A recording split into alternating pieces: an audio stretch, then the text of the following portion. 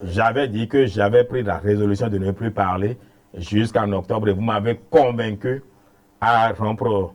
Il fallait me féliciter, au moins me remercier pour ça. Et c'est pourquoi nous avons remercié pour cette disponibilité renouvelée. Bon, d'accord. Voilà. Cette fois-ci, pour la prochaine mandature, qu'on ait 50% des anciens et qui soient encore candidats, 50% des jeunes, mais à partir de 2031, que la plupart des vieux aillent se reposer. Ceux qui ont découvert, ont déjà 50 ans ou bien 40 ans avant que Internet ne vienne là, il faut qu'ils aillent se reposer. L'Internet n'est pas un truc à raser. Ah, mais l'Internet, oui, mais c'est ça qui montre votre âge aujourd'hui. Il faut pas, je crois que vous faites un peu d'humour quand vous non, mais je ne fais pas de ceux dont je parle. Hein.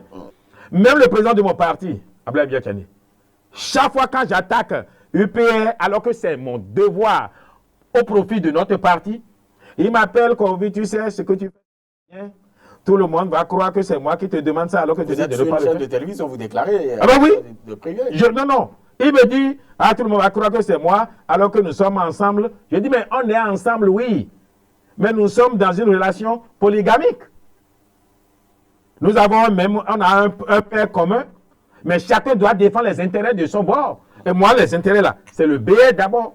On va même attaquer Moël et on va amener Jacques Ayadi au bloc républicain. Jacques Ayadi, tu viens monter sur le cheval. Je voudrais ici présenter mes excuses à mes collègues du bloc républicain et même de la mouvance présidentielle. S'il m'arrive parfois de m'attaquer à vous, sachez que seule la volonté de bien faire m'a toujours animé. Il m'arrive de critiquer le président qui est pourtant quelqu'un qui sait combien je l'aime. Je veux qu'il continue au-delà même de 2026. Pourtant, quand j'estime qu'il fait mal, je le dis. Pourquoi? Parce que nos populations ne sont pas des bouteilles de Coca-Cola. Nos populations réfléchissent. Et quand vous venez soutenir ce qui est faux, les populations savent. Donc, je veux conseiller aux nôtres, soyez francs envers vous-même. La solution n'est pas le rapatriement forcément. Puisque personne n'attaque encore aucun Béninois. C'est la façon de communiquer des nôtres qui va envenimer la situation.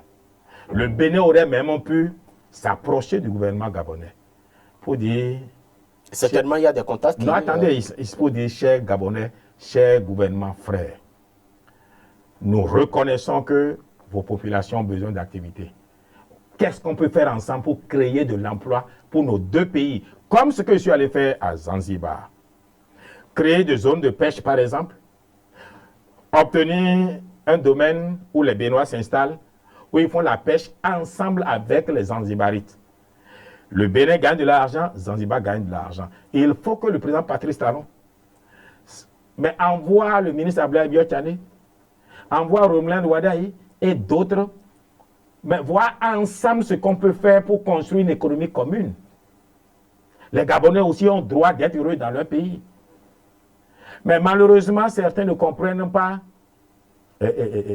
comment vraiment profiter de leur propre pays. Je dirais pas par paresse, non.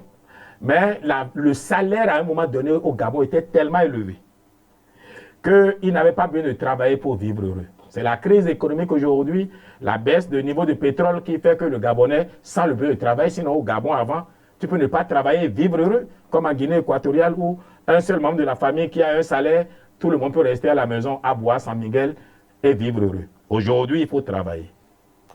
Nous avons Porte-Novo qui a été construit. Une bonne partie, c'est grâce à l'argent du Gabon. Nous devons avoir ça en mémoire.